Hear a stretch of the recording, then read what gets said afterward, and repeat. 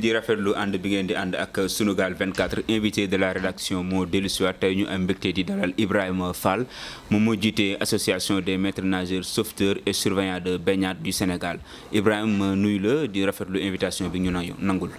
waaw maa ngi leen di nuyu bu baax Sunugal 24 donc di rafetlu aussi vraiment invitation bi. di wax ne ñu ngi leen di jaajëfal ci opportunité bi aussi bi ngeen ñuy may pour ñu mën a jàllale suñu message ci li xew muy la recrudescence des cas de noyade au Sénégal. voilà yow yaa jiite ñi nga xamante ne buñ koy wax maître nageurs yi ñi dimbali. ñi lab. ci géej gi di leen génne. waaw coow li mooy vacances bi sax teroogul. ñu nemmeeku ne ñu bëri ñu ngi commencé faatu ci géej gi. mais laata loolu dafa posé waat benn question bu ñëw mooy ay plage yoo xamante ne. dañ ne plage yi dañ koo tere yi ñu nangu ko. mu am ay liste boo xam ne commencé woon di circuler ci réseaux sociaux yi est-ce que mën nga ñëw revenir aatal ci plage yi nga xamante ne war nañ fa mën a sangu ak plage yi ñu dul sangu ak yan xeetu plage dañu am fii ci Sénégal. waaw ñun ne bu ñu toogee sax dégg cas de noyade maanaam ay lab du ñu bett. waaw li tax ma wax ne du ñu bett mooy à chaque fois chaque année avant été bi di commencer donc dañuy alerter les autorités wax leen ne vraiment waruñu changer système bi mooy lan mooy plage yi nga xam te ne ñoom dañ ko classé woon plage interdite à la baignade te nit ñi di fa dem di fa nekk des centaines et des milliers de personnes yoo xam dañ fay wàcc donc dañ leen war a sécuriser encadrer leen même donte géej gi dafa am ay danger mais ñun suñu nit ñi xarañ goo xam ne je pense que bu ñu encadrer nit ñi ànd ceeg la brigade nationale des sapeurs-pompiers ànd ceeg police ak gendarmerie nga xam ne zone yi nga xam ne ñun dañ koy tere zone yooyu ñu taxaw fa dàq nit ñi fii nga xam ne nag dañ ko autoriser donc ñu baliser ko donc encadrer nit ñi ñuy sangu de 9h à 19h comme ni ko autorité waxee mais loolu ba léegi ba fi ñuy waxee ni amagul xëy na ak waxtaan bi nga xamante ne am nañ ko ak ministre de l'intérieur démb donc loolu dinañu permettre quand même ñun jox nañ ko ay propositions yu baax nee nañ ko daal nañu jéem a requalifier les plages maanaam identifier plage yooyu nga xam dañ ko classé woon interdit te nit ñi di fa wàcc parce que dafa am ay critères d'autorisation ak ay critères d'interdiction maanaam booy digle lenn dafa am lu tax boo koy tere aussi dafa am lu tax parce que plage bu ñuy tere en général nit ñi duñ fa mën a wàcc wala sax bu ñu fa wàccee bu ñu sangoo dinañ am ay gaañu wala ak yu demee noonu ba pare ñi nga xam ne ñoom ñoo leen di secourir muy sapeur pompier yeeg yu demee noonu donc ñoom sax seen wàcc dafay metti mais plage yi ñuy wax dañ ko tere plage yooyu dafa accessible surtout yi nekk côté banlieue bi. li ko dalee Cambérène ba Malika. donc plage yooyu nit ñi mën nañ fa wàcc te du am benn jafe-jafe. pompier yi maanaam les secours mën nañ fa wàcc te du ñu am benn jafe-jafe. plage boo xam ne nag am na situation boobu je pense que li ci des mooy mettre en place un dispositif ñu encadrer leen ci ndox bi parce que am na ñoo xam ne comme ñoom nee nañ terew ñu plage bi mais géej gi lañ tere waaw léegi nit ki mën na wàcc ci plage bi ne du sóoraale sangu mais bu ñëwee ci plage bi mën na am envie sangu xelam dem ci sangu wala ñu entraîné ba kii ba taq après ñu ne xaal ma dem sangu yooyu yëpp mën nañu exposer ci ay dangers de noyade léegi nag li ñu war a def mooy dañu war a mettre en place des dispositifs de sécurité ci plage yooyu bu ko defee si toutefois sangu am rek ñu mën ko toléré ñu mën fa teg sécurité bi am na ay plage interdite ay plage dangereuse voilà ay plage autorisée léegi ñun dañu ne leen dafa am ñetti sorte de plage maanaam ñetti façon plage yu am plage bu ñuy autorisé maanaam boo xam ne représenté wul benn danger mën nga wàcc ci plage bi ndox bi amul benn jafe-jafe foofu boobu plage autorisée la comme moo jël exemple plage Ngor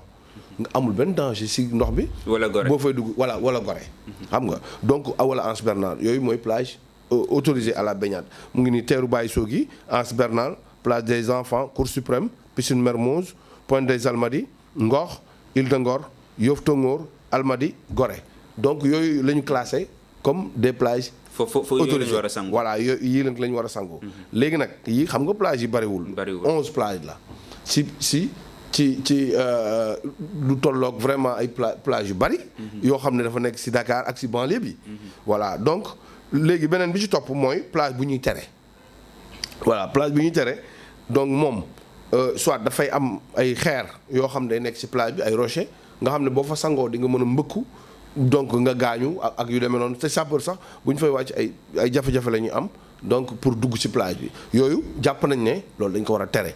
ak beneen bi nga xam te ne dañ ko war a tere mooy plage boo xam ne ma joxe exemple ci baie de Hann nga xam ne dafa am ay jafe-jafe yu wér-gu-yaram. parce que dafa kii dañ fay déverser ay eaux usées ak ay déchets yoo xam ne donc dañ koy déverser ci géej bi nga xam ne boo sangoo plage bi day salté donc salté boobu boo sangoo mën nga am ay jafe-jafe wér-gu-yaram donc je pense que jàpp nañ ne plage yooyu mën nañ koo tere voilà mu ngi nii Soumbédioune unité université plage u Almadies Surf plage Parcelles Assainies Mamelles Hann Lat Dior Koussoum Guédiawaye Malibu Malika plage des Niayes Cap des Bus Bargny Minam donc yooyu lañ jàppe ne dañ leen tere alors léegi dafa am ñetteelu plage boo xam ne donc plage yu nekk fii ci côté Grande Côte bi yooyu wàcc bi yomb na mais terewul mën nañ ko surveiller. voilà ñu jàppoon ci plage Bessiao ak plage Virage ak plage yu Mermoz ak plage yu Cambérène voilà parce que. Cambérène ñoom ñooy plage dangereuse hein. plage dangereuse mais surveillée. surveillée non plage où la baignade est dangereuse mais elle doit être surveillée voilà. donc ñetti sorte plage yi ñoo am. voilà bëri na ci ma jox même Malibu moo tax il faut que liggéey bi ñu wéyal ko parce que ñu ngi nekk di requalifier foofu lañ ko war a dugal. Malika foofu lañ ko war a dugal. Gàddaay. waaw Gàddaay foofu lañ ko war a dugal. parce que ay zone la yoo xam ne zone fréquentée la. léegi nag comme BCEAO nu mel la parce que même kii bi la même danger yi ñoo fa nekk parce que BCEAO ngi nii ça fait des années amul noyade parce que li tax mooy dañu mettre en place. te pourtant dañ ko aaye. dañ ko aaye woon. mais dispositif bañ fa wàccee. bon ñuy encadrer nit ñi ba amatul cas de noyade moo tax ñu bëgg ko sax boole ci plage autorisée yi. xam nga parce que dafa am dispositif bu am solo boo xam ne dañ ko fa teg sapeur pompier di ñëw maîtres nageurs yi nekk fa donc gendarmerie aussi escadron monté di fa ñëw donc mu doon sécurité bu am solo léegi sécurité boobu bu ñu ko tegee ci plage Malibu teg ko ci Gàddaay teg ko ci Malika kon coow dootu amati mën na mu tane teg ko fële ci Mbaaw aussi yóbbu ko fële ci Mbaaw am na ñetti plage yoo xam ne yu ñu war a mën a sangoo la mais li tax ñu interdit ko c'est parce que amul surveillance. voilà te mu ngi nii gis ngeen semaine bi ñaata nit ñoo ñàkk seen bakkan presque am nañ 14 personnes. voilà donc loolu jàpp nañ ne lu doy waar la moo tax ministre de l'intérieur ñun de jox nañ ko rapport bi lépp ne ko daal vraiment li gën a urgent fi ñuy waxee ni mooy ñu requalifier les plages. maanaam ñu dem identifier plage yi ne bii plage mën nañ ko encadrer bii mën nañ ko encadrer ainsi de suite dem ba wër Sénégal. parce que noyade yi aussi nekkul si Dakar rek ak banlieue bi mais Sénégal yëpp la. mais Ibrahima foofu damay ñëwaat ci plage yi nga xamante ne dañ leen a interdire ak plage yi nga xamante ne dañ leen autoriser. yan critères lañ mën a jàpp ne ci lañ sukkandiku ne plage bi kenn du fi sangoo wala plage bi nañ ko autoriser parce que boo jëlee fu mel ni Cambérène ñu ne dañ ko autoriser nga dem fu mel ni Gàddaay ñu ne dañ koo tere lan mooy différence bi. waaw jërëjëf laaj bi am na solo parce que ñoom bu ñuy toog di autoriser plage yi.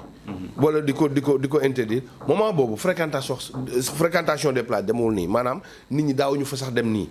parce que décret bi ñu koy jël dafa yàgg. léegi ñoom jàppoon nañ ne jamono jooju comme Cambérène village traditionnel lébu la donc ñoom jàpp nañ ne comme ña fa dëkk ñëpp dañoo mën fay donc war nañu mën a autoriser plage bi muy Yoff village aussi jàppoon nañ ne donc waa Yoff yëpp comme que dañoo mën fay donc war nañoo mën a dem. voilà dëkku lébu la war nañoo mën a autoriser plage bi mais loolu erreur bu rëy la. c'est pas une raison. voilà du raison. te dañ ko changer dinañ ko soppi parce que bu fekkente ne même danger yi mu ngi ci ndox mi plage boobu ñun jàpp nañ ne waruñu ko autoriser c'est-à-dire dañ ko war a tolérer. maanaam teg fa surveillance. voilà parce que da ngay gis village traditionnel bu mel ni Cambérène ay cité nouvelle wër ko. léegi nag waa Cambérène mën nañoo mën fay mais ñeneen ñi jóge ci cité nouvelle yi ñi ko wër war duñu ay waa géej xamuñu géej donc ñooñu war nañ mën a ñëw ci plage bi di sangu est-ce que ñooñu du ñoom ñoo gën a exposé sax ci ay danger donc plage la yoo xam ne dañ ko war a encadrer parce que moment bi ñuy jël décision yooyu boobu dafa yàgg loolu du léegi loolu moo tax dafa am ay changements yoo xam ne ñu lañ ko ci bëgg a apporter voilà te wax nañ leen lépp defal nañ leen ko ci tënkal nañ leen ko ci ay këyit jébbal leen ko ne leen moment bi ñu koy def ak léegi lu ne xew na fi maanaam dëkk bi gën naa yaatu et puis phénomène fréquentation des plages il faut que ngeen may ma expliquer ko tuuti. parce que ñu moment bi ñuy requalifier les plages naan bi nii lañ ko war a def bi nii lañ ko war a def boobu fréquentation bi demul nii mais fréquentation bi li ko gën a indi nag ñëpp xam nañ ko te yow mën naa expliquer. mooy ñun de bi ñu gën a nekk xale bay dem école amoon nañu assez de terrain de football amoon nañu assez d'espace yoo xam ne donc dañ fa daan dem di fa passer journée bi donc di def suñu affaire te suñu xel sax du xalaat géej mais léegi. lan lañ gis mooy fañ daan dem di fa football ay terrain de football ak yu demee noonu ak ay espace jeunes yëpp jaay nañ ko privatiser nañ ko léegi nag privatisation boobu yokk na li tax nit ñi di dem géej parce que fu mu toll nii géej gi rek lañ dese. loolu moo tax nga gis. même kër yi xat tamit. kër yi xat. wala amatuñ benn espace. tàngaay bu jotee rek. nit ñëpp seen xel day nekk ci géej gi. waaw wax nga ko léegi ñëpp dañuy dem ci géej gi. mais mu am beneen mbir yéen seen taxawaay parce que gis nañ ne am na ay plage yoo xam ne dañoo tere ku fa sangu. mooy waral duñ fa gis maître nageur. parce que municipalité bi duñ nangoo recruter maître nageur parce que dañ naan plage bi dañ ko aaye mais loolu tamit beneen mbir la. effectivement waaw li laaj boobu tamit am na solo trop parce que surveillance des plages xam nga compétence transférée la maanaam état bi daf koy jëloon jamono jooju dénk ko. collectivité territoriale muy maire yi nga xam te ñoom dañu am façade maritime maanaam ñi jàkkaarloo géej gi. ñi seen gox nekk ci côté géej. da leen ko dénkoon ñoom ñoo am mën sañ-sañ recruter des maîtres nageurs di leen yóbbu ci plage yi donc loolu moo waraloon ville de Dakar donc jël si 26 plages yi ëmb ville de Dakar yëpp donc mu wàccee fa ay maîtres nageurs. léegi nag au niveau de la banlieue. ñoom comme plage yooyu dañ ne plage interdit la dañ ko tere ñoom amuñu sañ-sañ boobu parce que dafay mel ni dañuy brader les interdictions yi quoi parce que bu fekkente ne nguur dafa ne lii dama ko tere ba pare nga teg fa lu koy aar donc loolu jàpp nañ ne jaaduwul moo tax ñoom amuñu sañ-sañu def ko mais am nañu yéene ji parce que am na maire yu bëri yoo xam ne dem nañ gis leen biñ leen gisee ñoom nee nañ am nañu yéene ji mais comme loi bi bëgguñu ko jalgati donc loolu moo tax amuñu sañ-sañu jël maîtres nageurs yi envoyé leen sur le terrain te ñoom wax nañ dëgg léegi nag looloo taxoon ñun bi suñu waxtaan ak ministre de l'intérieur loolu tamit ca la bokkoon ci poñ yi la bokkoon parce que dañ ko ne léegi ñoom ñoo am sañ-sañu recruter des maîtres nageurs yóbbu leen ci terrain bi te léegi ba léegi loi bi mu ngi fi. décret bi mu ngi fi léegi nag suñ ko tant que changé ñu ko loolu duñ ko mën def ñu ngi lay ñaan nga changé ko. voilà te loolu ci liggéey boobu lañ nekk nii. mais est-ce que loolu tamit Ibrahima taxul faatu gi bëri si suñu géej yi boo jëlee fu mel nii Gàddaay dem Malika boor boobu yëpp nit ñi di ñàkk seen parce que amul maître nageur. waaw mais loolu kay moom loolu rek lay kii. léegi yéen lan moo si seen responsabilité yéen. est-ce que tamit du ngeen bëgg a dem dimbali ji askan bi. non ñun defoon nañ ko daaw jég. avant Covid bi defoon nañ ko ñun ñu jël suñu am na ay maîtres nageurs yoo xam ne ñi Cambérène lañ dëkk ñi Yoff ñu dem teg leen fa Malibu parce que booba benn week-end ñoom enregistré nañu 11 morts léegi bi ñu ko yégee nag ñu dem ne lii nag duñ ko seetaan ñun en tant que association boo xam ne dafay xeex lap donc ñu dem jël ay maîtres nageurs yóbbu leen fa mais après préfet bu mu ko yégee daf leen fa dindi. xam naa nag si. lan moo tax mu dindi leen. waaw mais si kii boobu la sukkandiku. ci décret bi la sukkandiku mais nag décret bi am na loo xam ne da koy dàq.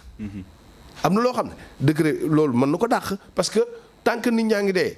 amuloo ñenn ñu la yow teguloo fa lu leen di baaree. c'est vrai donc war nga fa teg sécurité donc ñun comprendre ñu woon attitude préfet bi voilà mais bon en fait xam naa ne ci li muy sukkandiku mooy kii boobu décret bi lay sukkandiku moo tax daal vraiment ñun ñuy xeex loolu maîtres nageurs yi nag ñoom vraiment métti na leen trop parce que ñun mënuñoo gis ay dëgg wala ñu koy dégg ay cas de noyade te métti lu ñu ko parce que loolu moo suñu liggéey. mooy dañu nekk yéen ñaata ngeen toll ci Sénégal. en fait ñi nga xam ne dañoo actif. waaw mat nañ 102.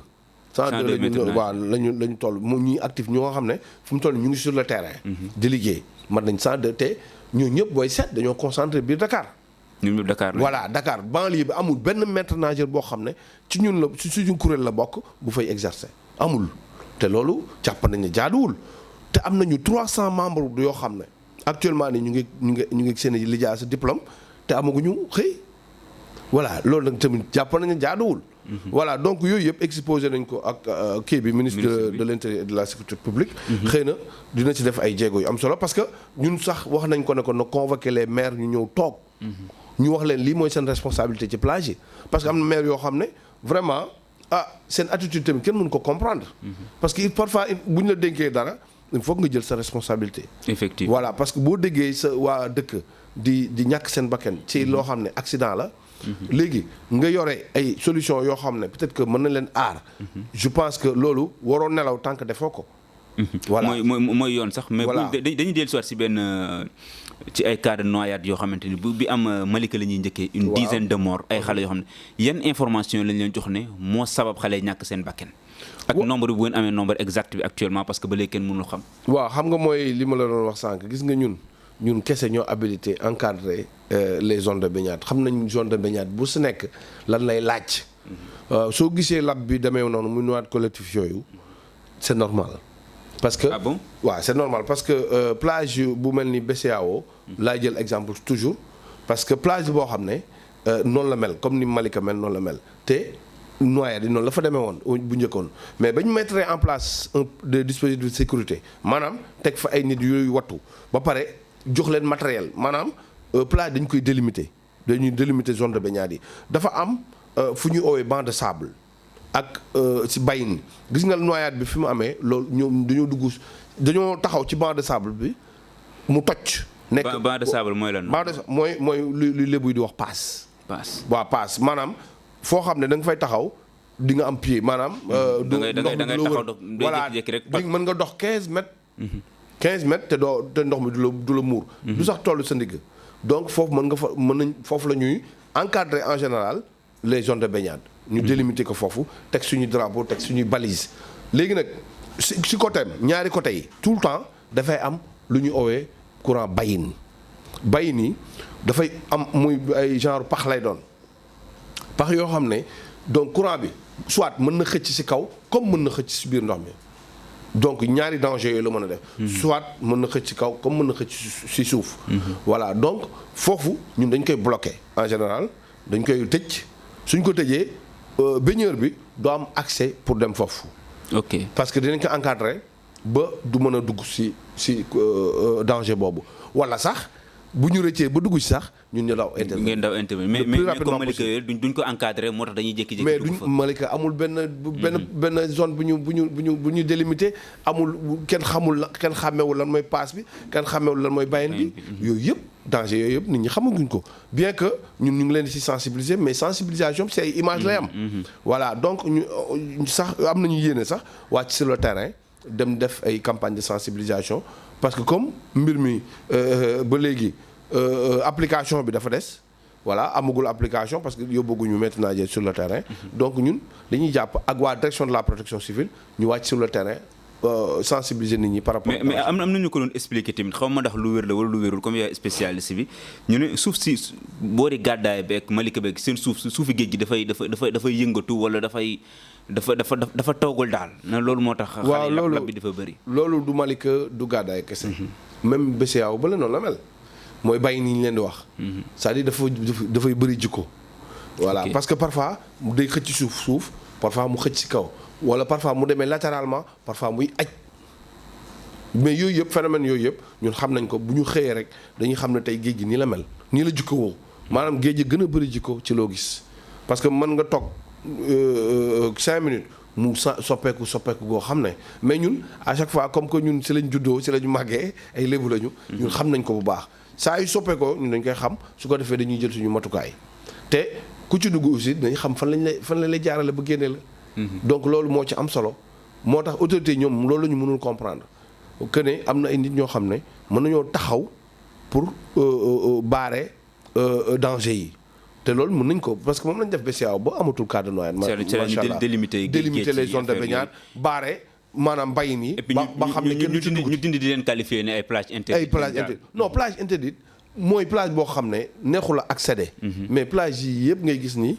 neex na accéder ak sa njaboot ak yëpp nga ñëw mën nga toog ci plage bi ñoom dañ ne plage bi interdire ñu ko mais baignade bi lañ interdire mais képp ku ñëw ci plage sa xel mën naa nekk ci géej gi nga sangu léegi li nga war a def mooy da nga war a mettre en place des dispositifs de sécurité maanaam ñi nga xam ne ñoom ñoo leen war a aar da nga leen war a yóbbu sur le terrain bu ko defee su en cas de kuy sangu ñooñu mën la beneen place dañuy dem mbaaw tamit mbir mi ba démb bërki démb ñi ñaa ngi doon wax naan ay koor yi ba léegi ñu ngi wër di teer ñi jaale ñi nga xam ne ñëpp am nañ fa ay doom yu ñàkk seen bakken ñu ne ay xale yu ndaw lañu woon ñu duggoon ci géej gi tamit ñoom tamit noyade collective yi nga doon wax léegi am dal leen foofu lan moo ko sookee si information yi ngeen am waaw ñu ngi jaale d'abord njaboot yi nga xam te ne vraiment ñoom ñoo ñàkk seen doom yi ñoo ñàkk seen bakken foofu noonu ci géej gi parce que loolu lu doy waar aussi li xew mbaaw moo gën a garaaw sax bu Malika bi voilà nit ñi xam comprendre guñu parce que ba léegi corps yaa ngi génn déjà démb am na benn corps boo xam ne génn na bu nekk en état de putréfaction avancé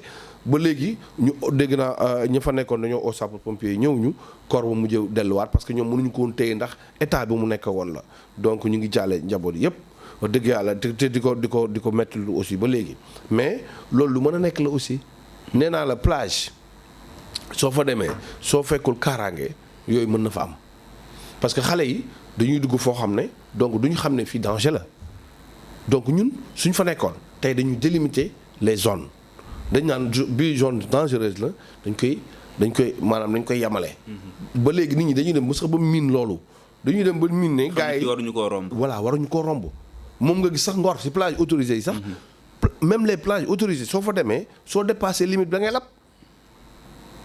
même plage yi ñuy digle mais géej dafa rëy géej dafa yaatu ba pare dafa xóot ñun nag dañuy yemale nit ñi foo xam ne rek du am danger mais même les plages autorisées soo demee nga dépasser les balises da ngay lab moo tax comme plage autorisée comme plage interdite dañu war a délimiter les zones de baignade muy ñaari sorte de plage yëpp dañu war a yemale sangu bi parce que géej dafa yaatu ñun mënuñoo xool ci géej gi yëpp déedéet moo tax nga bés yaaw ngeen gis sax ñu def fa ay postes avancés maanaam am nañ fa ñetti poste voilà donc pour rek mën a contrôler sangukaay yi voilà te loolu chaque zone de baignade même kii bi lañ koy def même façon bi lañ koy def dañ koy baliser donc après limiter les zones de baignade délimiter les zones de baignade donc loolu mooy organisation bi nga xam ne ñun moom la ñuy def au niveau des plages mais boo demee Mbao amu fa Mbao am na ñetti plage yoo xam ne nit ñi mën nañ fa sangu mais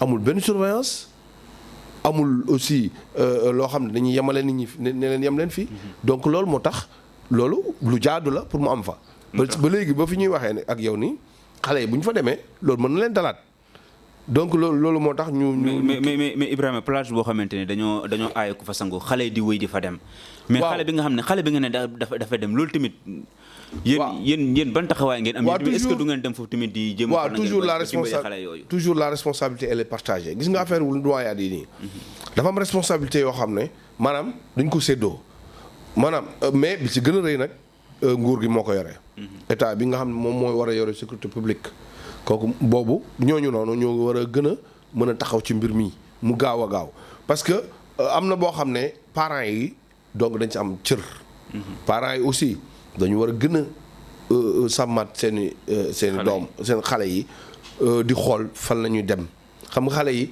aussi am na fenn foo xam ne aussi dañu sax tooñ parents yi ne responsabilité parents yi la man dama koy dégg tout le temps ñu koy wax responsabilité parentale yi mais parent moom ba day toog xëy na xale bi ne ko maa ngi dem fii école dem géej loolu du responsable mënu ci dara parce que ñun am nañ benn cas bu amoon géejawaay kooku noonu parent bi xale bi daf ko tàggu ne ko damay dem suñu école dafa am lu fa xew jox ma 1000 francs parent bi yëkkati 1000 francs jox ko parce que jàpp na ne si école bi la jëm ndekete mu ngi dem géej kooku parent bi lu mu ci mën voilà léegi nag xale yi ñoom lañuy gën a sensibiliser gis nga booy dem gis nga sabaken kenn warul ko gën a bëgg booy dem ci plage demal ci plage yi nga xam dañ ko autorisé ba pare di ko saytu maanaam di saytu kaaraange gi. mais Ibrahima nga baal ma foofu tey ji ki dëkkee booru yëmbal waaw ki dëkkee Asecna bëgg dem gàddaay plage boobu ñu xam nañ ñu mel ci doy waar kër yi ngoon gi mu bëgg dem féexlu ji dem di sangu da nga gis day fees dell ak nit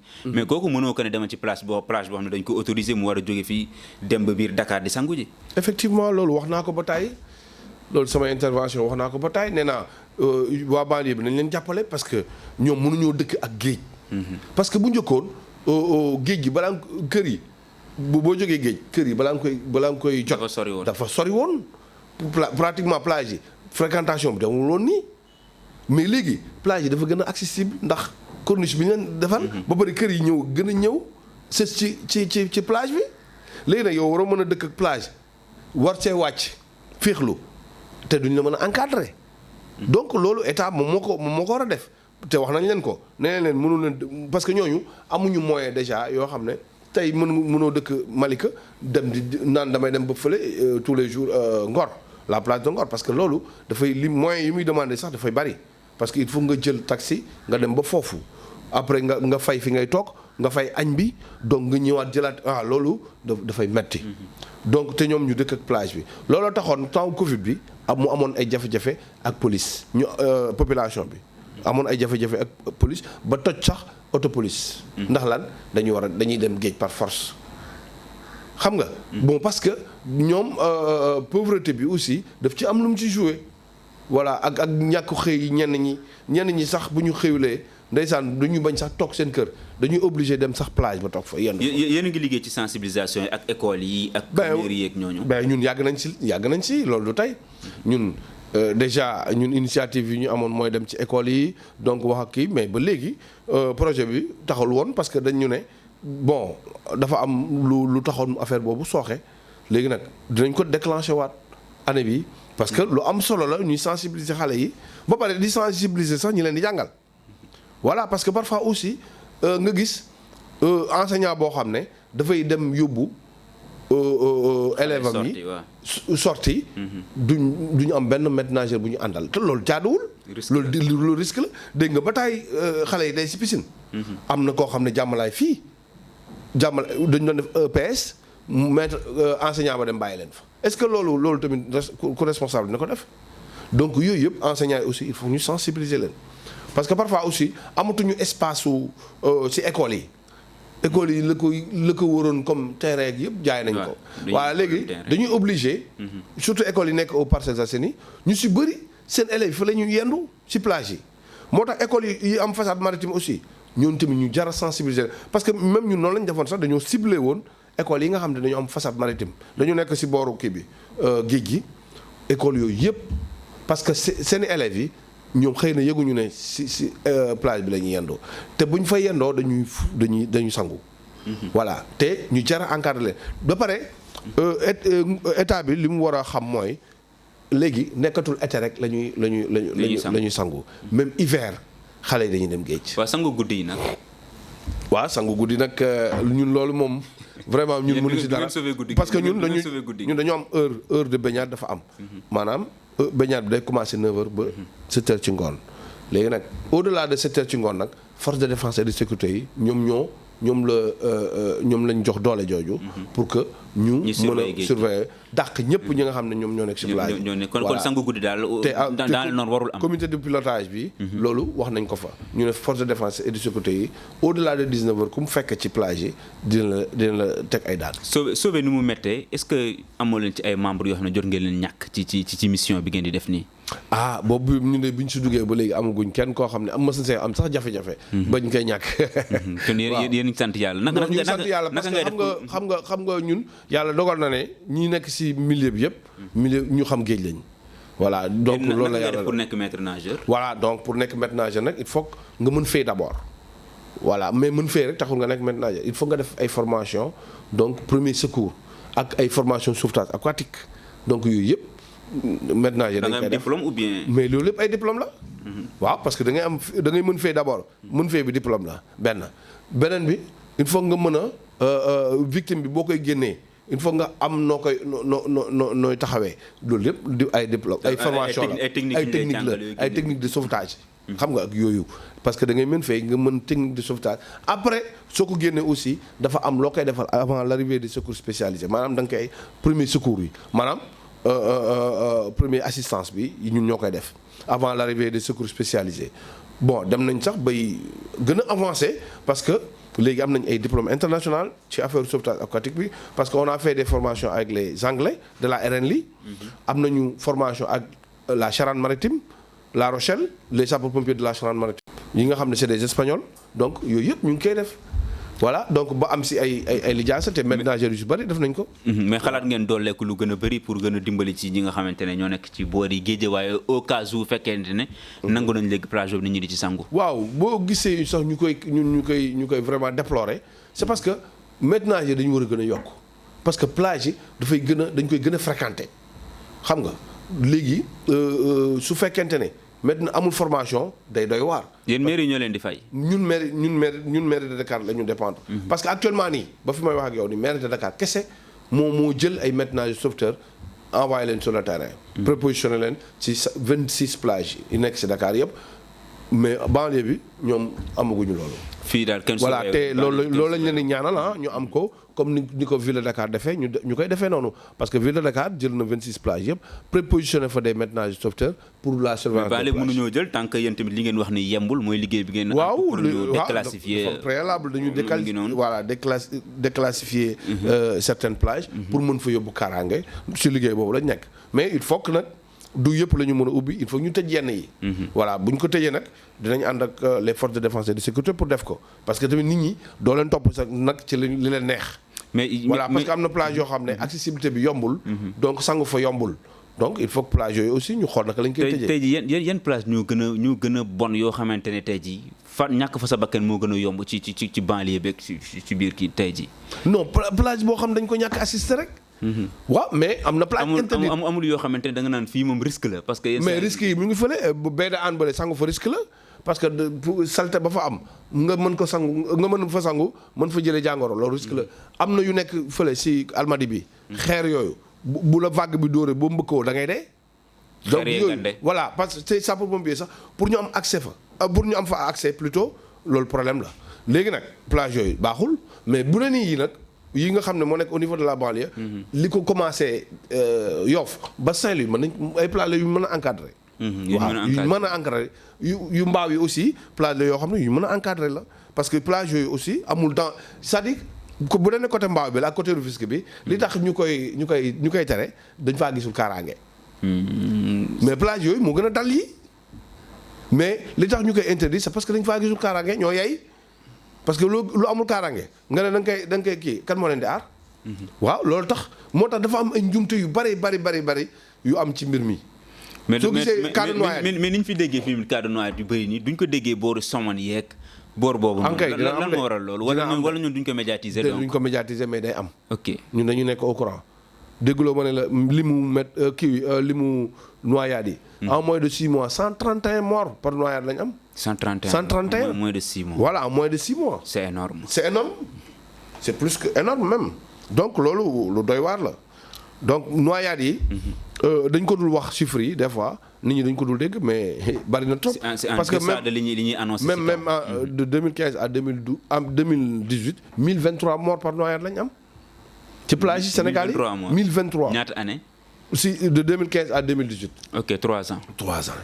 donc loolu lu doy waar la parce que dañ ne noyade moo nekk deuxième cause de décès au Sénégal parce que accidenté de la circulation moo nekk première cause de décès mais ñu ngi warante ñu ngi warante di xool ndax noyade sax nekk. parce que ni mu ndorteel nii moom vraiment moom. école tëjagul sëñ bi mais mu ngi nii am.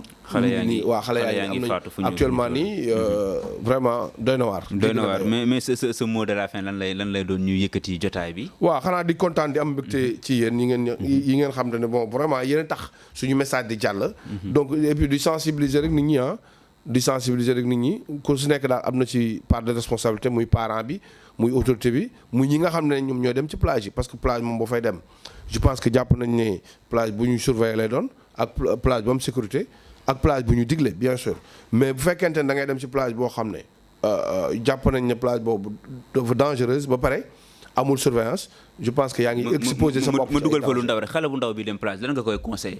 par exemple xale bi dëkk gàddaay di dem plage yu gàddaay bi loo koy conseillé. dama kanaan bul dem ndax gàddaay amagul surveillance. waaw kon bu ñu dem boo mënee yem ci plage bi. boo mënee yem ci plage bañ a dugg ci géej moo gën fuuf foofu loolu mooy sa jàmm yaram. mais nee nañ géej du lekk loolu ki naan dama mën fay parce que ñu bëri tamit loolu. waaw mais xale yi sax ñoom ñoo mel noonu léegi. surtout la nouvelle génération nañ ma baal mais ñoom dañoo bëgg ay affaire de kii yooyu. voilà yooyu donc loolu. je pense que nganda lu ba dee tamit.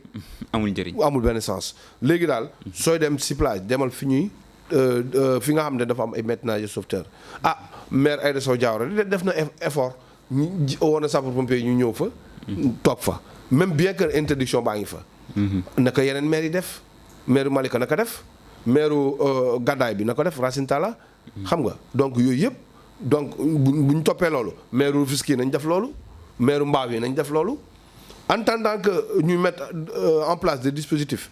ñu jël nit ñi fay leen ñuy surveiller xale yi. ñun loolu lañ leen di ñaan actuellement parce que xale yi fu mu toll nii chaque jour dañuy dem plage kenn mënu leen teree dem plage. mais parents yi aussi dañuy saytu seen doom yi fi ñuy dem parce que géej gi mu ngi rey boo xam ne chaque jour mu ngi rey donc vraiment ñoom war nañ ci taxaw moom ñoom tamit di xool seen doom yi fan la ñuy dugg. voilà donc autorités yi aussi nañu gaaw ci mbir mi ci liggéey bi comité scientifique bi ñu war a teg na gaaw réunir ñu ko su ko defee ñu wàcc sur le terrain donc mën a dem cibler quelques plages. wax ne plage yi dañu war a mettre en place des dispositifs de sécurité bu gaaw sinon noyade dafay continuer di am te aussi ñu ngi remercier bu baax aussi la direction de la protection civile bi nga xam ne semaine bii di ñëw dañuy def campagne de sensibilisation donc au niveau des plages de la banlieue surtout ñu cibler man vraiment loolu daf may neex parce que plage yu banlieue bi dañ leen war a dimbali voilà donc dañ fay dem donc envoyé des am sonorisation boo xam day dugg ci koñ yi. ñu ngeen def liggéey sensibilisation loolu c'est important. voilà semaine bii di ñëw lay commencé day commencé amoo yi ba jëm Malika. loolu am na solo jërëjëf avec le colonel Koulibaly. jërëjëf école Abdou Latif. non ak le colonel Koulibaly. le colonel Koulibaly dama yokkoon ne école Abdou Latif Guèye ngay wax quoi. ok école boobu moo nekkee ci côté yooyu. dëgg la quoi foofu di ngeen yegg foofu. dëgg la jërëjëf Ibrahima Fall maa ngi leen di jaajëfal ñu ngi lay jaajëfal ci invitation bi ñu nangul. moom moo jiite association des maîtres nageurs sauveteurs et surveillants de baignade du Sénégal. ñu koy jaajëfal ci invitation bi ñu nangul waxtaan bi amoon na solo trop di jaajëfal Libaas Mbaye moom moo fare woon ci caméra yi ak képp koo xamante ne yaa ngi baaxoo di ñu teewlu jaa ngeen jëfa beneen incha allah.